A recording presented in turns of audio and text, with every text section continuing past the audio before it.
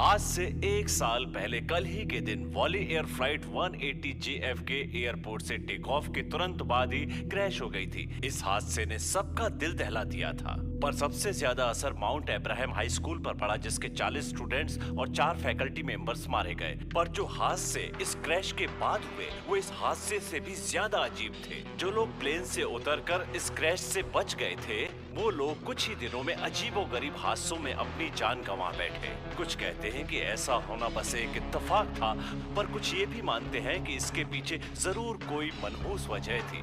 और आज के हमारे मेहमान ये गुत्थी सुलझाने में हमारी मदद करेंगे। आपका हमारे शो में स्वागत है। आपका बहुत बहुत शुक्रिया, और अच्छा किया कि आपने मनहूस शब्द का इस्तेमाल किया। लोग अक्सर समझते हैं कि मैं भूत प्रेत या काले जादू की बात कर रहा हूँ। इसके बारे में और डिटेल में बताइए हमें। जरूर, क्यों नहीं। मेरा मानना है कि एक कुदरती ताकत होती है, एक ऐसी ताकत जिसे कोई देख नहीं सकता। ये हर वक्त हमारे आसपास होती है और यही हमारी जिंदगी और मौत का फैसला करती है। ओके। कुछ समझते हैं कि ये एक शैतानी ताकत है, पर मुझे इसे शैतान का नाम देना पसंद नहीं। इसलिए मैंने इस ताकत का नाम रखा है मौत। तो मौत अभी मेरे आसपास है? बेशक, हर रोज, हर वक्त, हर जगह वो आसपास होती है। और मैं लोगों को ये बात समझाना चाहता हूं कि मौत हर एक के लिए अलग अलग प्लान बनाती है। इसलिए जब एलेक्स उस क्रैश से बच गया और उसने बाकी लोगों को भी अपने साथ बचा लिया, तो उसने दरअसल मौत का प्लान बिगाड़ दिया। और मैं तभी से लोगों को ये बात समझाने की कोशिश कर रहा हूं। और जो लोग बचे थे वो सब मारे गए क्योंकि यही मौत का प्लान था, है ना? देखने की बात ये नहीं है कि वो मारे गए, देखना ये है कि वो कैसे मारे गए। उन लोगों के साथ कितने अजीबोगरीब किस्म के हादसे हुए, इस बात का मुझे आज भी यकीन नहीं होता। और यही इस बात का सबूत भी है कि मैं कोई सबूत बिल्कुल नहीं सही है, हूं। यह आपका इंटरप्रिटेशन है इन हादसों को लेकर, और ये जितना सही है हो सकता है कि उतना ही गलत भी हो। अगर आप ओपन माइंडेड होते तो शायद मेरी बात समझ पाते। हादसे महज इत्तेफाक भी तो हो सकते हैं। मेरी बात मत काटिए।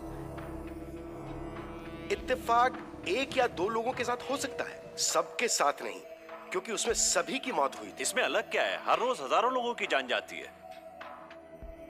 देखिए, यहाँ कुछ ऐसा हुआ था जो लोगों को अजीब लगा, और साथ में मुझे भी, कि इसमें दाल में कुछ काला तो जरूर है, और इसलिए इसकी तह तक जाना जरूर। प्लीज, आपकी बातें मुझे इन हादसों से ज्यादा अजीब लग रही है। आप कहते हैं कि हमें रोज जिंदगी मौत से डर डर कर जीनी चाहिए। बिल्कुल सही समझे, डर कर ही जीनी चाहिए, और यही जरूरी है। अगर आपको जिंदा रहना है तो उसका एक ही तरीका है कि मौत के प्लान को समझने की कोशिश कीजिए, क्योंकि मौत को कोई मात नहीं दे सकता। और आज शायद मौत आपका इंतजार कर रही है।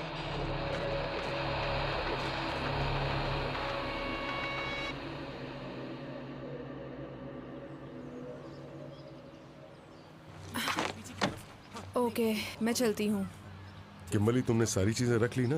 क्रेडिट कार्ड्स, तुम्हारा फोन, ड्राइविंग डैड, लाइसेंस। डेट होना चाह रहे हैं, समोल या नहीं? हाँ, spare tyre, tyre inflator, sunscreen वगैरह। छोटे छोटे कपड़े और बिकिनीज।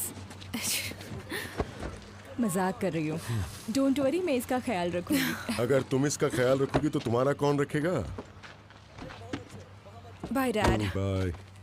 कितना गले लगोगे यार, जंग लड़ने नहीं जा रहे। Have fun. पहुंच के फोन करती हूँ। क्या कह रही थी तुम डैड के सामने? पागल हो क्या? मैं तो हमेशा सच्ची हाँ। कहती हूँ। ओके, सीट बेल्ट लगाओ। Bye dad.